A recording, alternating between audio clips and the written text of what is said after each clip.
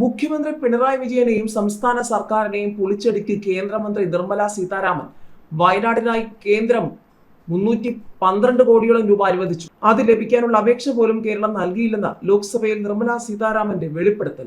വയനാട് ഉരുൾപൊട്ടൽ അടക്കമുള്ള ദുരന്ത നിവാരണ പ്രവർത്തനങ്ങൾക്കായി അനുവദിച്ച കോടികൾ കേരളം ഇതുവരെ കൈപ്പറ്റിയിട്ടില്ലെന്ന് കേന്ദ്ര ധനമന്ത്രി നിർമ്മല സീതാരാമൻ ലോക്സഭയിൽ വെളിപ്പെടുത്തി. തുക അനുവദിക്കുന്നത് കേന്ദ്രമാണെങ്കിലും അത് അപേക്ഷിച്ച് വാങ്ങേണ്ട ഉത്തരവാദിത്വം സംസ്ഥാന സർക്കാരിനാണെന്ന് മന്ത്രി ഓർമ്മിപ്പിച്ചു. ലോക്സഭയിലെ ചോദ്യോത്തര വേളയിലാണ് സംസ്ഥാന സർക്കാരിനെ പ്രതിരോധത്തിലാക്കുന്ന കണക്കുകൾ മന്ത്രി നിരത്തിയത്. മുഖ്യമന്ത്രി പിണറായി വിജയനും നടൻ മോഹൻലാലും ഒന്നിച്ചെത്തിയ കണ്ടും മിണ്ടിയും ഇരുവർ എന്ന അഭിമുഖ പരിപാടി പുതിയ വിവാദങ്ങളിലേക്ക്. ഈ അഭിമുഖം ചിത്രീകരിക്കുന്നതിനായി സർക്കാർ ഖജനാവിൽ നിന്നും 11.5 ലക്ഷത്തോളം രൂപ ചെലവഴിച്ചെന്നാണ് വിവരാവകാശ രേഖകൾ വ്യക്തമാക്കുന്നത്.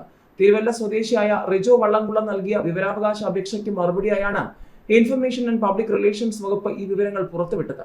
സർക്കാർ ഫണ്ടാണ് ഇതിനായി ഉപയോഗിച്ചതെന്ന് വ്യക്തമാക്കുന്ന രേഖയിൽ തന്നെ ഔദ്യോഗിക സർക്കാർ സംവിധാനങ്ങൾ ഇതിനായി ഉപയോഗിച്ചിട്ടില്ലെന്നും പറയുന്നുണ്ട്. മുഖ്യമന്ത്രിയുടെ ഔദ്യോഗിക വസതിയായ ക്ലബ് ഹൗസിൽ വെച്ച് 2 ദിവസം എടുത്താണ് ഈ അഭിമുഖം ചിത്രീകരിച്ചത്.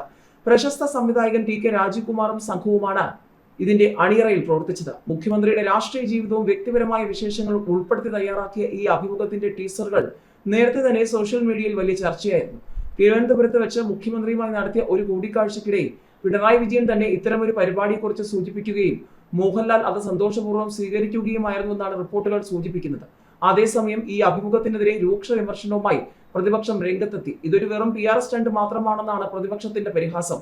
മോഹൻലാൽ ഇത്തരത്തിൽ ഒരു രാഷ്ട്രീയ നേതാവുമായി അഭിമുഖം നടത്തുന്നത് ഇതാദ്യമായല്ല. മുൻപ് 2011 നിയമസഭാ തെരഞ്ഞെടുപ്പിന് മുന്നോടിയായി അന്നത്തെ പ്രതിപക്ഷ നേതാവായിരുന്ന ഉമ്മൻചാണ്ടിയുമായും സമാനമായ രീതിയിൽ സംവദിച്ചിട്ടുണ്ട്. നിയമസഭാ തെരഞ്ഞെടുപ്പിൽ മത്സരിക്കുന്ന ജില്ലയിലെ NDA സ്ഥാനാർത്ഥികളുടെ പ്രചാരണത്തിനായി പ്രധാനമന്ത്രി നരേന്ദ്രമോദി മാർച്ച് 29 തൃശൂരിലെത്തും. വൈകിട്ട് സ്വരാജ് റൗണ്ടിൽ നടക്കുന്ന റോഡ് ഷോയിൽ പ്രധാനമന്ത്രി പങ്കെടുക്കും. പാലക്കാട് പ്രചാരണ പരിപാടികൾക്ക് ശേഷമാണ് തൃശൂരിലെത്തുക.